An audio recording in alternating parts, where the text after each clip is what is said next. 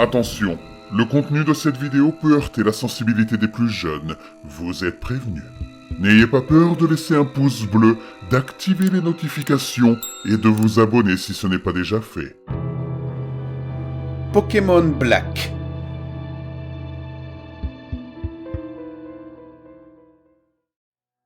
Je suis ce qu'on pourrait appeler un collectionneur de jeux Pokémon pirates. Pokémon Diamond and Jade, Chaos Black, etc. C'est incroyable la fréquence à laquelle on peut les trouver dans les prêteurs sur gage, les magasins Goodwill, les marchés aux puces, etc. Ils sont généralement amusants. Même s'ils sont souvent injouables, les erreurs de traduction et leur mauvaise qualité les rendent involontairement drôles.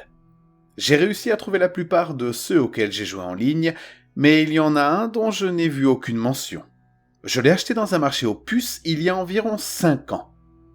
Le jeu commençait par l'intro familière de Nidorino et Ectoplasma, des versions rouges et bleues. Cependant, l'écran appuyé sur Start avait été modifié. Rouge était présent, mais les Pokémon ne défilaient pas. Il était également indiqué « Version noire » sous le logo Pokémon. Après avoir sélectionné une nouvelle partie, le jeu a lancé le discours du professeur Chen, et il est rapidement devenu évident que le jeu était essentiellement Pokémon version rouge. Après avoir choisi votre starter, si vous regardiez votre Pokémon, vous aviez, en plus de Bulbizarre, Salamèche ou Carapuce, un autre Pokémon, Ghost. Ce Pokémon était de niveau 1. Il avait l'apparence des fantômes que l'on rencontre dans la tour Lavande avant d'obtenir la lunette Sliff. Il disposait d'une seule attaque, Malédiction. Je sais qu'il existe une véritable attaque appelée Malédiction, mais celle-ci n'existait pas dans la génération 1. Il semble donc qu'elle ait été ajoutée par piratage. Les Pokémon en défense étaient incapables d'attaquer Ghost. Ils disaient simplement qu'ils étaient trop effrayés pour bouger. Lorsque le mouvement Malédiction était utilisé au combat, l'écran devenait noir. On entendait le cri du Pokémon défenseur, mais il était déformé, joué à un ton beaucoup plus grave que la normale. L'écran de combat réapparaissait alors, et le Pokémon défenseur avait disparu. S'il était utilisé dans un combat contre un dresseur, lorsque les Pokéballs représentant ces Pokémon apparaissent dans le coin, il y en avait une de moins. Cela signifiait que le Pokémon était mort. Ce qui est encore plus étrange, c'est qu'après avoir vaincu un dresseur et vu Red a reçu 200 $ pour sa victoire, les commandes de combat réapparaissaient.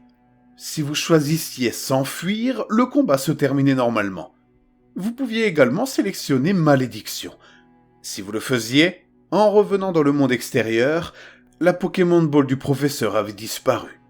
Après avoir quitté et réintégré la zone, l'endroit où se trouvait le dresseur était remplacé par une pierre tombale, comme celle de la tour Lavande. Le mouvement Malédiction n'était pas utilisable dans tous les cas. Il échouait contre les Pokémon fantômes. Il échouait également s'il était utilisé contre des dresseurs que vous deviez affronter à nouveau plus tard, tels que votre rival ou Giovanni. Il était toutefois utilisable lors de votre combat final contre eux. J'ai compris que c'était le truc du jeu, qui te permettait d'utiliser les fantômes qui étaient auparavant impossibles à capturer. Et comme Malédiction rendait le jeu tellement facile, je l'ai utilisé pendant toute l'aventure. Le jeu a beaucoup changé après avoir vaincu le Conseil des 4. Après avoir vu le Panthéon, qui comprenait des Pokémon fantômes et quelques Pokémon de très faible niveau, l'écran est devenu noir. Une boîte est apparue avec les mots « Plusieurs années plus tard ». L'écran est ensuite passé à la tour Lavande. Un vieil homme se tenait debout, regardant des pierres tombales. Vous avez alors réalisé que cet homme était votre personnage. L'homme se déplaçait à une vitesse équivalente à la moitié de votre vitesse de marche normale. Vous n'aviez plus aucun Pokémon avec vous, pas même Ghost, qui jusqu'à présent était impossible à retirer de votre équipe en le déposant dans le PC. Le monde extérieur était complètement vide. Il n'y avait personne. Cependant, les pierres tombales des dresseurs sur lesquels vous aviez utilisé Malédiction étaient toujours là. À ce stade, vous pouviez aller pratiquement partout dans le monde extérieur, même si vos déplacements étaient limités par le fait que vous n'aviez aucun Pokémon pour utiliser les CS. Et où que vous alliez, La musique de Lavender Town continuait en boucle. Après avoir erré pendant un certain temps, j'ai découvert que si vous traversiez la grotte de Toupicœur, l'un des buissons coupables qui bloquait normalement le chemin de l'autre côté n'était plus là, vous permettant d'avancer et de retourner à Pallet Town. En entrant dans votre maison et en vous rendant à l'endroit exact où vous commencez le jeu, l'écran devenait noir. Puis, un fragment de Chenipan est apparu. Il a été remplacé par un Aspico, puis par un Roucoule. J'ai rapidement compris, alors que les Pokémon passaient de Rattata à Tortank, qu'il s'agissait de tous les Pokémon sur lesquels j'avais utilisé Malédiction. Après la fin de l'équipe de mon rival, un jeune dresseur est apparu, puis un dresseur insecte. Il s'agissait de tous les dresseurs que j'avais maudits avec Malédiction. Tout au long de la séquence, la musique de Lavender Town jouait, mais son volume diminuait lentement, en fade-out. Au moment où mon rival est apparu à l'écran, il ne s'agissait plus que d'un grondement démoniaque. Un autre fondu en noir.